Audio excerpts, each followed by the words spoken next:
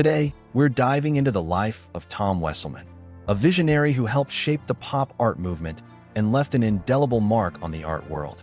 From his humble beginnings in Cincinnati to his rise as one of the most celebrated artists of the 20th century, Wesselmann's story is one of creativity, innovation, and a relentless pursuit of beauty in the everyday. So, let's take a journey through the life and art of Tom Wesselmann. Early life and background. Tom Wesselmann was born on February 23, 1931, in Cincinnati, Ohio.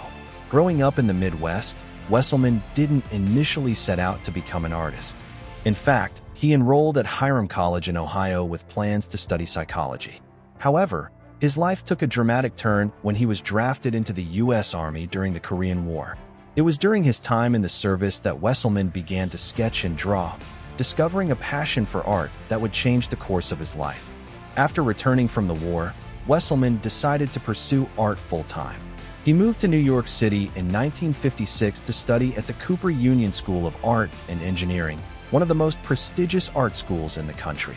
It was here that Wesselmann began to develop his unique artistic voice, experimenting with different styles and techniques. In the late 1950s, the art world was dominated by abstract expressionism, a movement characterized by its emphasis on spontaneity, emotion, and abstraction. Artists like Jackson Pollock and Willem de Kooning were the leading figures of the time. While Wesselmann admired their work, he felt drawn to something different, something that reflected the world around him in a more direct and accessible way. The birth of pop art. By the early 1960s, a new movement was emerging in the art world, pop art. This movement sought to bridge the gap between high art and popular culture, using imagery from advertising, comic books, and everyday objects. Artists like Andy Warhol, Roy Lichtenstein, and James Rosenquist were at the forefront of this movement, and Tom Wesselmann quickly became one of its key figures. Wesselmann's early works were heavily influenced by collage. He would incorporate cutouts from magazines, advertisements, and other printed materials into his pieces, creating a sense of immediacy and familiarity. These collages often featured everyday objects like televisions, telephones, and household appliances, as well as fragments of the human body. One of Wesselmann's most famous early series is the Great American Nude collection, which he began in 1961. These works depicted the female form in a bold, graphic style, using flat planes of color and simplified shapes. The nudes were often fragmented, with exaggerated lips, breasts, and other features, creating a sense of sensuality and playfulness. The series was a commentary on the commodification of the female body in American culture, as well as a celebration of its beauty. The Great American Nude series. The Great American Nude series was a turning point in Wesselmann's career. The works were provocative, bold, and unmistakably modern.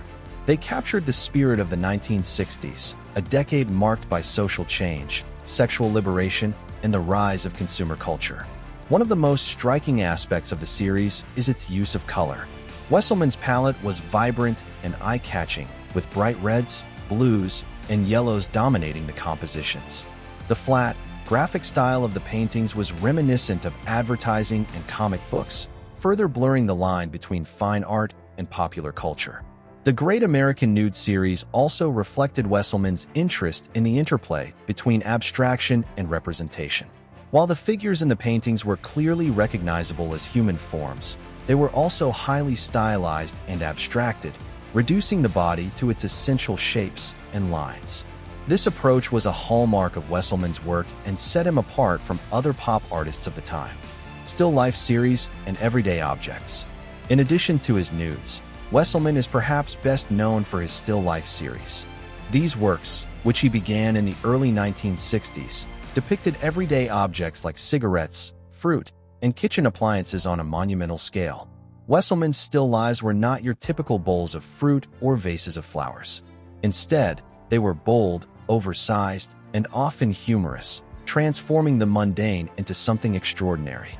By enlarging these objects to such a dramatic scale, Wesselmann forces us to confront the ubiquity of advertising and the ways in which it shapes our lives. Wesselmann's still lives also reflect his mastery of composition and color. The objects in his paintings are arranged with the precision of a classical still life, but the bright, saturated colors give them a modern, almost surreal quality.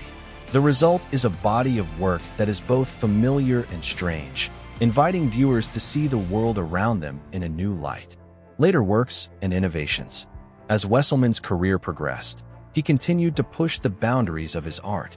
In the 1980s, he began experimenting with three-dimensional works, creating a series of metal works that brought his drawings into the realm of sculpture. These pieces were made from laser-cut steel and painted in bold, vibrant colors. They retained the flat, graphic quality of his paintings, but added a new layer of depth and dimensionality. Another notable series from Wesselmann's later years is the Sunset Nudes. These works, which he began in the 1990s, depict the female form against the backdrop of a sunset. The figures are rendered in Wesselmann's signature style, flat, colorful, and highly stylized, while the sunsets are lush and atmospheric, creating a striking contrast between the two elements. The Sunset Nudes are a testament to Wesselmann's enduring fascination with the human body and his ability to find beauty in the interplay of light, color, and form. They also reflect his lifelong commitment to innovation and experimentation, as he continued to explore new techniques and mediums well into his later years. Legacy and influence. Tom Wesselmann passed away on December 17, 2004, but his legacy lives on.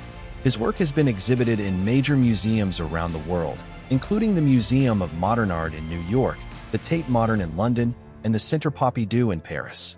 His influence can be seen in the work of countless contemporary artists, who continue to draw inspiration from his bold, innovative approach to art. Wesselmann's contributions to the pop art movement cannot be overstated. Alongside artists like Andy Warhol and Roy Lichtenstein, he helped redefine what art could be, bringing it out of the galleries and into the realm of everyday life. His work challenged traditional notions of beauty, representation, and value, inviting viewers to see the world around them in a new and exciting way. But perhaps Wesselmann's greatest legacy is his ability to find beauty in the ordinary. Whether it was a cigarette pack, a slice of lemon, or the curve of a woman's body, Wesselmann had a unique talent for transforming the mundane into something extraordinary. His art reminds us that beauty is all around us, if only we take the time to look. Tom Wesselmann's life and work are a testament to the power of creativity and the enduring appeal of pop art.